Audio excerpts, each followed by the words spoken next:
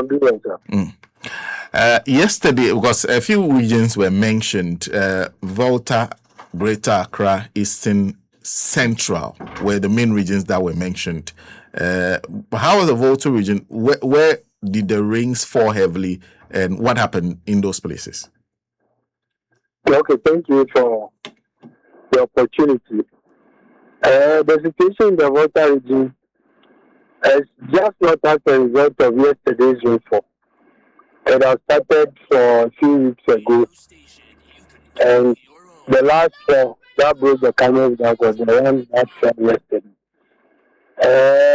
The situation is widespread, and about 11 districts are currently suffering from floods, especially in the southern sector. Some of the districts like Keta, Ano, Keti South, Keti North, South Tongue, Central Tongue, North Tongue, Agatima Eziapi, Akachi South, Akachi North. They are all, most of the communities are submerged now. If we go to Keta, some of the communities like Abolove, Angolopu, Seva, and Anyako, they are having their schools and even their kids' compounds submerged currently. Some of the people in Abolove will have to travel even by canoe to reach their houses. As we get to Ketu North, there's a town called Depo, where the dam that irrigates the rice farm at Avarazi and Afika has overflown its banks. So currently the community is also underwater. But what we have done was to open the spillways for the dam to flow so that the communities will be safe. Unfortunately, the diamond salt company at Atiketi, because of their salt activities, we also have some embankments that are preventing the free flow of the water. So we are going for a site visit this morning together with the regional minister and other members of the regional disaster management committee to go and have a first-hand information and also to engage the DCs in their respective jurisdictions to be able to profess immediate actions that can alleviate the plight of the people as far as the floods are concerned.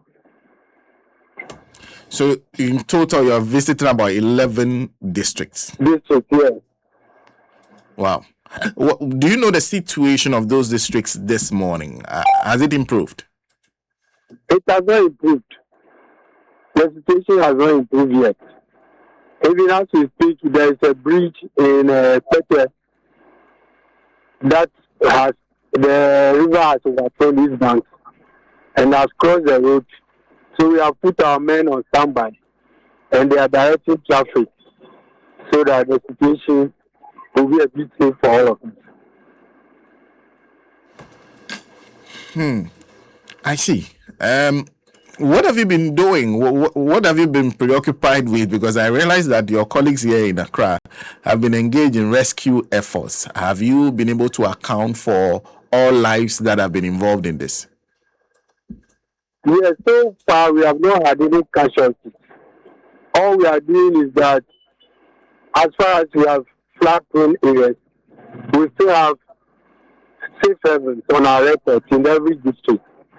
So we are relocating the people to higher grounds and to safe havens. But we have not had any casualties as we speak at the moment. And we are doing education on daily basis. We are doing community engagement.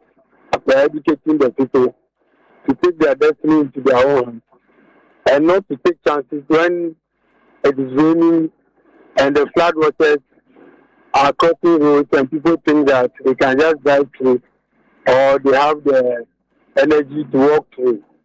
We are also advising that schools should take caution, teachers should protect the school children so that when it is raining, they don't allow them to go home.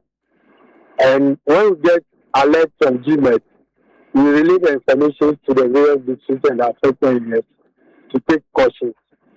They are also saying that because of the road constructions all over in the region, no place is safe now because the excavations that have been done, they are occupied by flood waters. And if you see some of them, they are like rivers. So we advise travelers also to take caution so that everybody will be safe until the situation has receded. Whilst we wait for you to do that tour and perhaps tell us what you found, is that a problem? Is the problem the road constructions? Because anybody who has Volta region has flooded will wonder, Volta, why would Volta region flood? Where is the problem? With regard to the road construction, they are excavating to also do gutters. But once they have done some excavation and they are not able to do the concrete work, you can imagine the level and the volume of water that will occupy these trenches. Apart from that, one of the major problems is that people are building on waterways on daily basis, and they think that the land belongs to them, so you cannot stop them from building.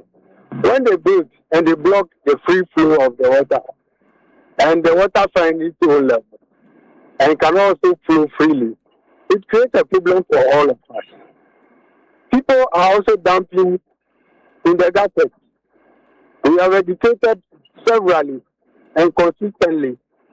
We are on our education that it is not a helpful exercise that you just look around and you don't see anybody around and you dump into the gutter. So, and we also have drainage issues. Some of the drainage issues, they are long term. It is not something that can be done overnight. So we are engaging Works and Housing Ministry. We are engaging the Assembly to be sure that we have proper drainage systems so that some of those issues can be averted. So that is the situation currently. And you need everything you can to give the people the relief that they need at Nadmo? As Nadmo, yeah, we are prepared. You sure? We are prepared that we have chainsaw machines. If a tree falls on the road, maybe during rainfall or sometimes, we go and cut to allow free flow of traffic. We are also prepared. We have pumping machines to be able to pump some of the water from some of the houses or some of the public facilities. Apart from that, it's about relief. The one we can do, we are prepared to do. The one you can do. Yes, I'm very selective. So which means which means that you could have done with more. I am selective because you cannot estimate the extent of damage when disaster happens. So if you promise people that you are capable of solving all the problems, and the issue goes beyond your control, and you are not able to handle it, then people say that are you not the one who promised us that you are ready, you are capable of handling the situation? But your job is not to promise. Your job is to be prepared for any eventuality. Because you've seen floods before. Preparedness is at different levels. In anticipation that when disaster happens, you will handle. But some of it is because it's natural disaster. If it happens and you have the resources and you are able to manage to a certain extent and it goes beyond you, then it means that you cannot handle it. So when we are talking in relation to preparedness and handling disaster issues, we don't say that we are fully prepared to handle all disasters that will happen. But this is not all disaster, Pascal. Pascal, we are talking about flooding. Flooding, we have years of experience when it comes to flooding. And the flooding, I have explained all the preparedness plans we have. We have a flood preparedness plan. We have where we relocate our resources, who should do what at what time, where we have safe havens on records. I have spoken of all that. That shows that we are prepared. We are doing education as well. As far as in relation to relief.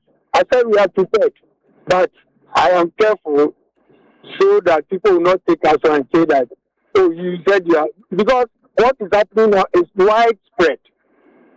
It's widespread. I have mentioned that out of 18 districts, currently we have about 11 that are suffering from floods. So you can pick it from that context. Yeah. Pascal, thank you. Yes, Thank sir. you very much for speaking to us. Yeah, thank you. Of course, we'll get back in touch with Pascal, hopefully tomorrow, because it's important. He says they'll be doing some, I don't know whether to call it a tour. So they'll be doing an assessment of the situation in 11 districts in total.